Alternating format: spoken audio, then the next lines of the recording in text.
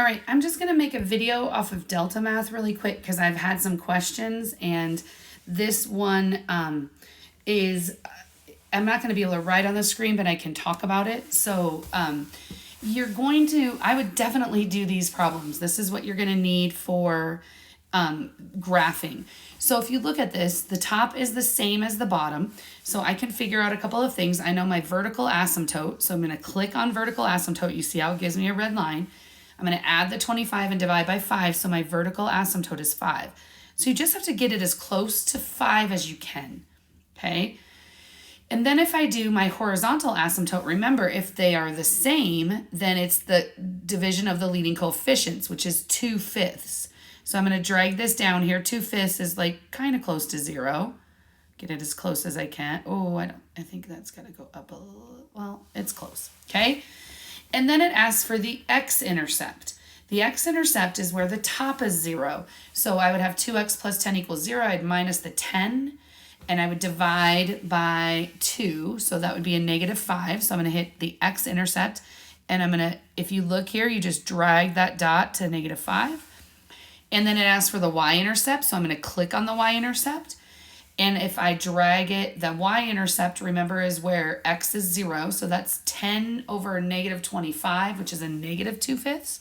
So that's going to be down here a little bit past there, okay? I don't have a hole. Remember, the only time you have a hole is when you can factor something out and it cancels. And in this case, it does not. So I'm not even going to click it.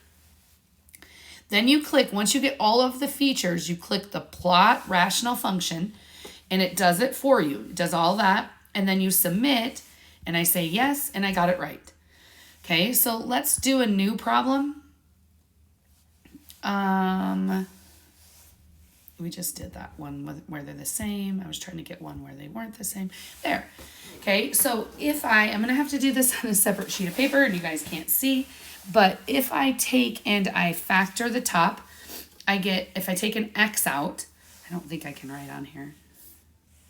I'm just going to go into here and just do this so I can do some writing. What's the problem again? X squared plus X, and then minus, so it's X squared plus X. And then on the bottom, it's -5 minus X.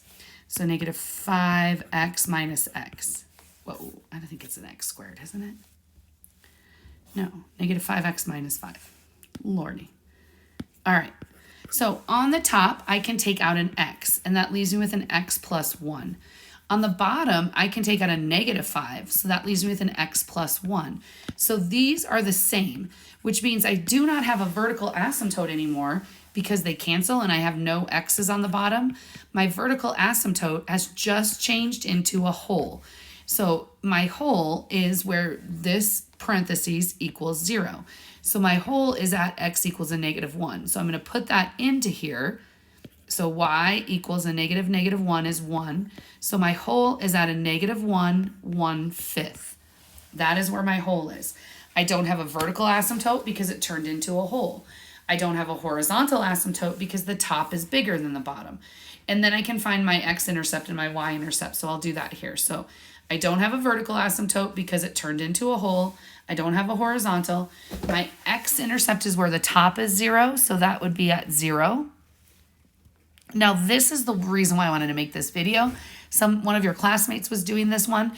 The Y-intercept is also 0. So the Y-intercept, if you put 0 in for X, would also end up being 0. So I had somebody that kept getting this one like this wrong because you actually have to hit on the Y-intercept and put it on top of the other dot.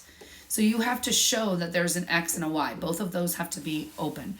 So then my hole was at a -1, 1/5. So I'm going to take this hole and I'm going to take it, go to -1, 1/5. And so it doesn't have a vertical because it canceled into a hole. You're not going to have that. And it doesn't have a horizontal because the top is bigger than the bottom. So I'm going to hit plot rational function. You don't have to do every one. And then I'm going to submit answer and I'm going to say yes, and I got it right. Okay, so I would really strongly suggest practicing this graphing section because that seems to be the part of the test that kids struggle with the most.